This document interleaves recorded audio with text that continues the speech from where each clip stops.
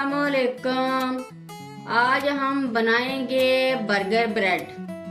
सबसे पहले हम लेंगे फ्रेश ईस्ट 25 ग्राम, ये 30 ग्राम चीनी है। इसमें से हम 1 टीस्पून चीनी ऐड कर देंगे और इसमें थोड़ा सा पानी ऐड करेंगे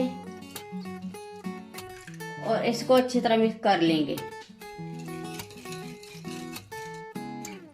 ये हमने इस अच्छी तरह मिक्स कर लिया है। अब हम इसको 10 मिनट के लिए कवर करके रख देंगे। इतनी देर में हम मैदे में चीजें मिक्स कर लेते हैं। मैदा लेंगे 500 ग्राम यानी आधा किलो।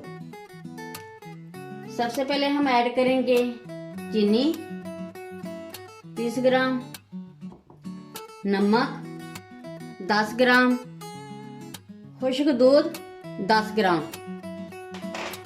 इनको हम अच्छी तरह मिक्स कर लेंगे। ये 10 मिनट हो गए हैं। ये ईस्ट हमारी फूल गई है।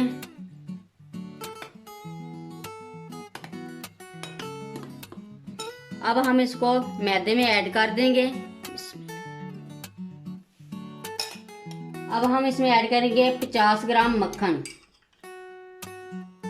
अब हम नीम गर्म पानी डालकर इसको अच्छी तरह गूंद लेंगे।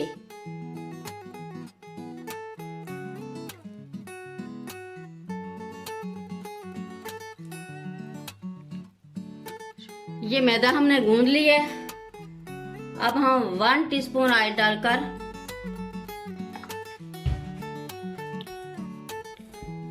मिक्स करेंगे।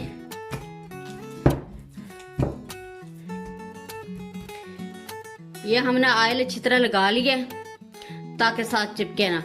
अब हम इसको आधे घंटे के लिए रख देंगे। ये डो हमारी फूल गई है। अब हम इसके बराबर पेड़े बना लेंगे एक साइज के।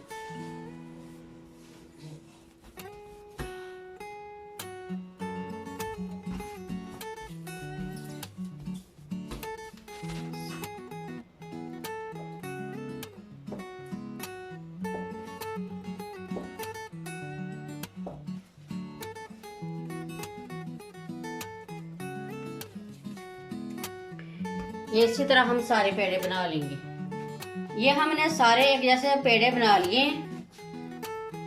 अब हम ट्रे लेंगे, इसमें बटर पेपर लगाएंगे और ऊपर से 1 टीस्पून ऑयल लगाकर इसको ग्रीस कर लेंगे।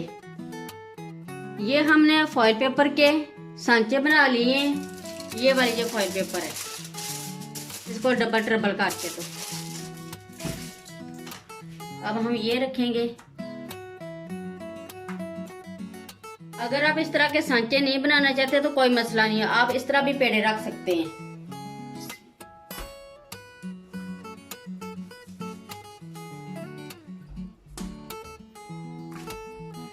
ये इसी तरह हम सारे रख लेंगे। अब हम इनको दोबारा आधे घंटे के लिए रख देंगे कवर करके। ये आधा घंटा हो गया हमें पेड़ों को रखे हुए। अब हम चेक करते हैं। ये फूल गए हैं।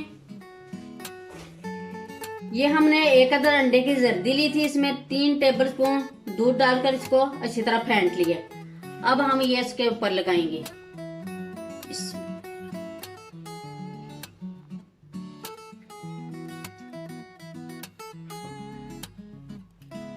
अब हम इसके ऊपर थोड़े थोड़े ये तिल लगा देंगे।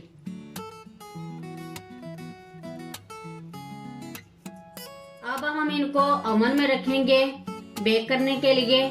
180 सेंटीग्रेड पर 15-20 मिनट में ये बेक हो जाएंगे। ओवन हमने 10 मिनट पहले ही गर्म कर लिया था। अब हम रखते हैं। ये हमारे बर्गर ब्रेड 20 मिनट में बेक हो गए हैं। बहुत ही अच्छा ऊपर से कलर आया और बहुत ही सॉफ्ट गर्म है। ये देखिए बहुत ही सॉफ्ट बने हैं सारे। अब हम इनको निकाल लेते हैं।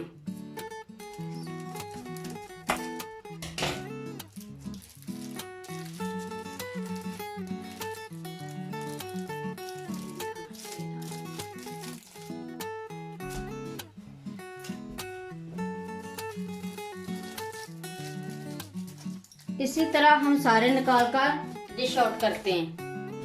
ये हमारी बर्गर ब्रेड तैयार हो गई है। अगली वीडियो में हम बर्गर बनाना सिखाएंगे। अगर मेरी वीडियो अच्छी लगे तो सब्सक्राइब, लाइक और शेयर ज़रूर करें। मुझे अपनी दुआओं में याद रखें। अल्लाह हाफिज़।